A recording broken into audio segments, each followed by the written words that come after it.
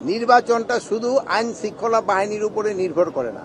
নির্বাচনের একটা one stake হলো, একটা হলো আইন শৃঙ্খলা বাহিনী, আর একটা হলো আমাদের প্রশাসনে যারা কর্মচারী কর্মকর্তা আছেন তারা, আর একটা আছে হলো আমাদের ইলেকশন কমিশন, আর একটা হলো কি জানি আরো একটা আছে ইলেকশন কমিশন। তারপরে হলো আরেকটা আছে যে আমাদের যারা এই পার্টিগুলি যারা অংশগ্রহণ করে তারা।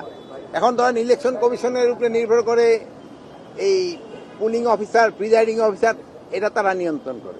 তারপরে ধরেন যে রিটার্নিং অফিসার, তারপরে অন্যান্য দিকের যে প্রশাসন থেকে আসে, আইন শৃঙ্খলাটা আমরা দেখি। তারপরে হলো মেইন পার্টি হলো যারা ইলেকশন করতেছে। এখন ইলেকশনটার জন্য সবচেয়ে বেশি প্রস্তুতি দরকার যারা ইলেকশনে পার্টিসিপেট করবে তাদের। আমাদের প্রস্তুতি ঠিক আছে, সবাই প্রস্তুতি যদি হয়, চারোটার প্রস্তুতি একসাথে হলে কোনো অসুবিধা, আমাদের প্রস্তুতি কোনো ঘাটতি নেই। আপনারা দেখতেছেন, আপনাকে নিরাপত্তা তো দিতে পারতেছি। আমরা প্রস্তুতি, যেহেতু আমরা আরো সময় আছে, প্রায় 5-6 মাসের মতো আমরা প্রস্তুতি নেওয়া শুরু করে দিছি। ওই সময় ইলেকশনের সময় আমার মনে হয় না আইন শৃঙ্খলার থেকে কোনো রকমের অসুবিধা হবে। রংপুর অপরাধে এই পর্যন্ত 7 জনকে গ্রেপ্তার করা হয়েছে। এই জন্য যার একজন পানিশমেন্ট দেওয়া হয়েছিল তারও গ্রেপ্তার করা হয়েছে। এখন কি গ্রেপ্তারে করার সমস্যাটা হয়, যে অন্যায় করে সে তো আর ওই এলাকায় সহজে থাকে না, সে তো পালায়, তাই তো খুঁজে বের করতে একটু সময় দিতে হবে। ইন্ডাস্ট্রিয়াল পুলিশের হেডকোয়ার্টারে কিছু কিছু সমস্যা রয়ে গেছে, যে তাদের জনবলের সংখ্যা অনেক কম।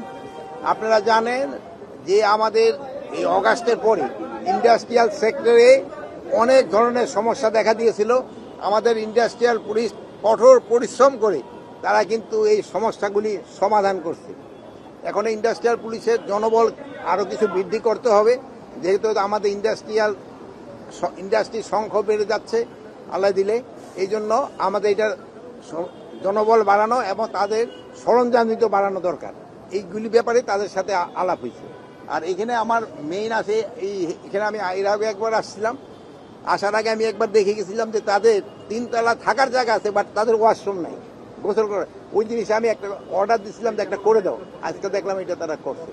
এই জন্য আজকে এখানে আসার উদ্দেশ্য।